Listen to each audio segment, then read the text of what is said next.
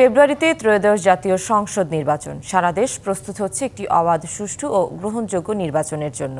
কি ভাবছেন সাধারণ মানুষ থেকে শুরু করে আগামীর জনপ্রতিনিধিরা, সে কথা জানাতে ডিবিসি নিউজের ইলেকশন এক্সপ্রেস ছুটে যাচ্ছে সব সংসদীয় আসনে। এখন রয়েছে সংসদীয় আসন ৬৮, পাবনা ১-এ। সিএসআরএম ডিবিসি ইলেকশন এক্সপ্রেসে আমরা আছি পাবনা ১ আসনে। এটি সাথিয়া এবং বেড়ার কিছুটা অংশ। এটি সংসদীয় আসন ৬৮। ইতিমধ্যে আমার সাথে যুক্ত হয়েছেন সাথিয়া উপজেলা জামায়াতের আমির মাওলানা মুখলেসুর রহমান। আপনাকে স্বাগত জানাচ্ছি আমাদের সিএসআরএম ডিবিসি ইলেকশন এক্সপ্রেসে। আমরা দেখছি যে নির্বাচনের আর ৪ মাস বাকি। বিভিন্ন রাজনৈতিক দল ইতিমধ্যে নির্বাচনী প্রচারণা বিভিন্নভাবে শুরু করেছেন আনুষ্ঠানিকভাবে। তো আপনাদের এখানকার সাংগঠনিক অবস্থায় কি, আপনারা কি করছেন? ধন্যবাদ ডিবিসি টিভি ইলেকশন এক্সপ্রেসকে এখানে সাথিয়াতে সময় দেওয়ার জন্য।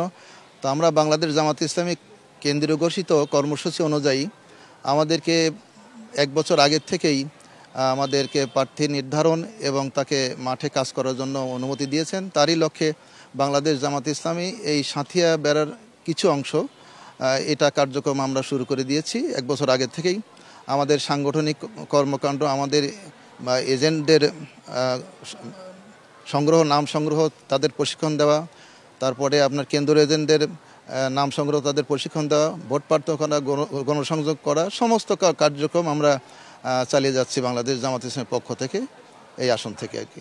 আমরা যতটুকু জানি এখানকার যে আপনাদের যে জামাত ইসলামীর যে সাবেক আমির, সাবেক মন্ত্রী মাওলানা মতিউর রহমান নিজামীর ছেলে ব্যারিস্টার রাজিবুর রহমান মোমেন সাহেবকে মনোনয়ন দেওয়া হয়েছে। আমি যতটুকু জানি ওনার ৬ সন্তানের সবাই প্রায় বাইরেই থাকেন। একজন আমেরিকাতে, 2জন যুক্তরাজ্যে, 1জন তুরস্কে, 1জন মালয়েশিয়ায়। তো বাইরে থেকে নির্বাচনী প্রচারণায় তিনি কবে নাগাদ আসবেন বাংলাদেশে, বা আপনারা কিভাবে কাজ করছেন ওনার পক্ষে?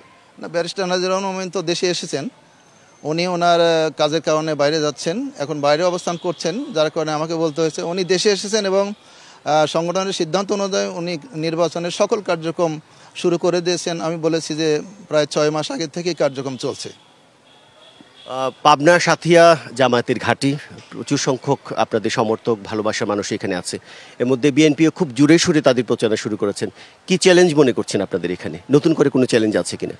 না, আমরা আসলে চ্যালেঞ্জ মনে করি না, কারণ এটা শহীদ মাওলানা মতিউর রহমান নিজামীর আসন। তিনি আমির জামাত ছিলেন, তাকে শহীদ করা হয়েছে, মানুষের আবেগ তাকে ঘিরে আছে এবং ব্যারিস্টার রাজিবুর রহমান মোমেন একজন তার যোগ্য সন্তান। তিনি যেমন দক্ষ, যোগ্যতার ক্ষেত্রে অগ্রগামী আছেন, তেমনি সৎ এবং সত্যাশ্রয়ী একজন মানুষ, ভদ্র মানুষ। এই জন্য আমরা চ্যালেঞ্জ নিচ্ছি না। আমরা বিরোধী পক্ষ থাকবে, প্রার্থী যেই থাকুক, আমরা মনে করছি যে আমাদের প্রার্থী একজন শ্রেষ্ঠ প্রার্থী, তাকে জনগণ ইতিমধ্যেই মেনে নিয়েছে, জনগণের মাঝে যথেষ্ট সাড়া রয়েছে এবং আমরা মনে করছি ব্যারিস্টার রাজিবুর রহমান মোমেনকে নিয়ে আমরা চ্যালেঞ্জ ছাড়াই আমরা ইনশাল্লাহ এখানে বিজয় লাভ করব। আমরা দেখছি যে নির্বাচনের ক্ষেত্রে আওয়ামী লীগ বা বিএনপি তাদের যে নির্বাচনী প্রচারণা বা তাদের যে পলিসি, তার থেকে আপনাদের অনেকটাই ভিন্ন।